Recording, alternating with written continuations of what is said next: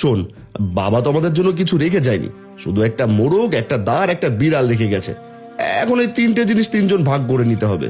দাদা, কোমল ছোট, তাছাড়া ওই বাবার দেখাশোনা করছে।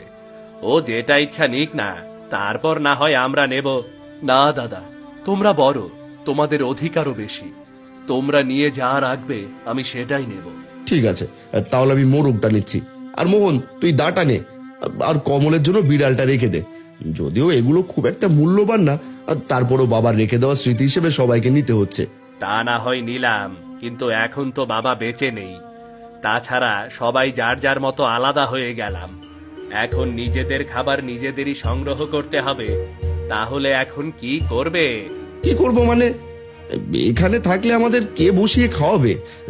তার চেয়ে আমি কোনো রাজ দরবারে গিয়ে দেখি রাজার কাছ থেকে কোনো সাহায্য নিতে পারি কিনা। তুমি ঠিকই বলেছ, আমিও তাই করব। আর ছোট, তুইও তাই কর। আমরা তিন ভাই তিন রাজ্যের উদ্দেশ্যে রওনা হয়ে পড়ি। 1 বছর পর আমরা সবাই এই জায়গায় ফিরে এসে দেখা করব। ঠিক আছে দাদা, তাই হবে। আমরা 1 বছর পর আবার এখানে এসে দেখা করব। নাও, এবার যার যার জিনিস নিয়ে বেরিয়ে পড়ি।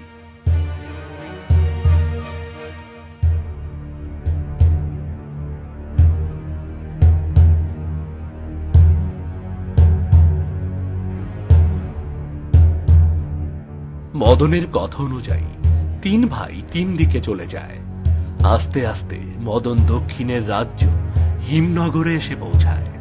সে হিমনগরে প্রবেশ করতেই রাজা হিমচন্দ্রের ঘোষণা শুনতে পায়। শুনুন, শুনুন, শুনুন!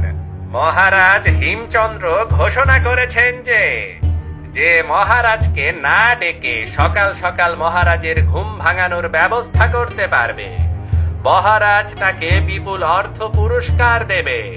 শুনুন, শুনুন, শুনুন!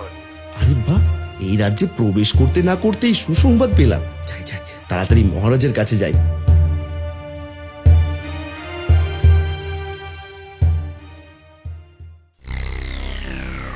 মন্ত্রী, আজও আমার নিদ্রা থেকে জাগতে এত বিলম্ব হলো কেন? এভাবে প্রতিদিন বিলম্ব করে রাজসভায় আসলে রাজ্য কি করে চলবে? মহারাজ, আপনি তো আপনার নিদ্রাভঙ্গের ওপর নিষেধাজ্ঞা আরোপ করেছেন মহারাজ।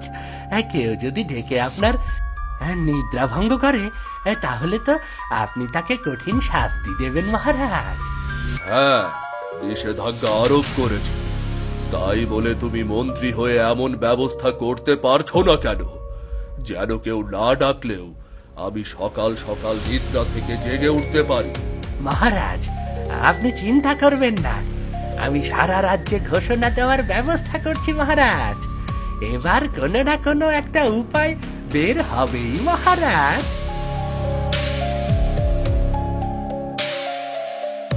এই ছেলে, কে তুমি? কোনো অনুমতি ছাড়া সোজা রাজ্য দরবারে প্রবেশ করেছ? আমি এক সাধারণ কৃষকের ছেলে, আর মহারাজের ঘোষণা শুনেই সোজা রাজ দরবারে প্রবেশ করেছি। ঘোষণা শুনে প্রবেশ করেছ?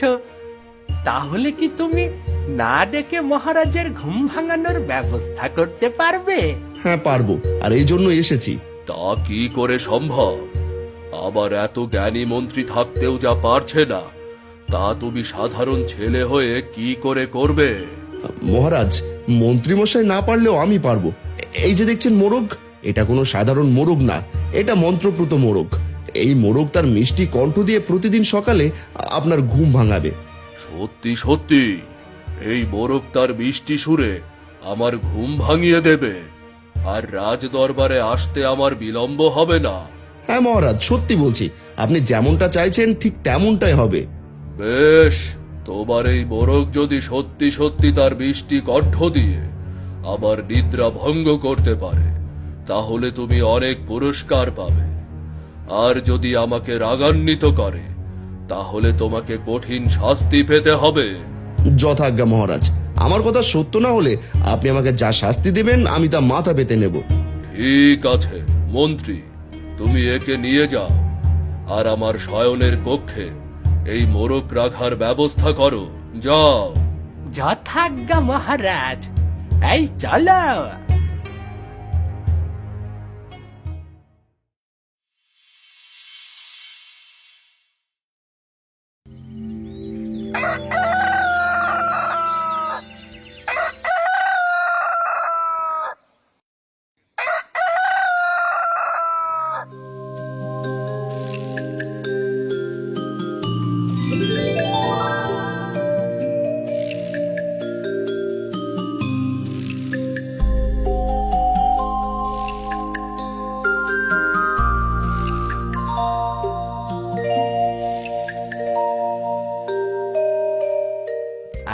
মহারাজ আজ এত সকাল সকাল রাজ দরবারে, তাহলে কি ছেলেটার কথা ঠিক হয়েছে নাকি?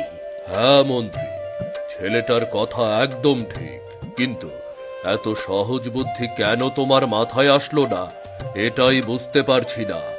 মহারাজ, বলে আর লজ্জা দেবেন না। মহারাজ, তাহলে তো এবার আমি আপনার পুরস্কারের যোগ্য। হ্যাঁ, কিন্তু তুমি পুরস্কার নিতে চাও নাকি কাজ নিতে চাও? না না মহারাজ, আমি কোনো কাজ চাই না, কর্ম করতে আমার ভালো লাগে না। আপনি পুরস্কার দিন, তাতেই আমি খুশি। বেশ, তাই হবে। মন্ত্রী, তুমি এই ছেলেটাকে 100 স্বর্ণমুদ্রা পুরস্কার হিসেবে দিয়ে দাও, কেমন? যথা আজ্ঞা মহারাজ।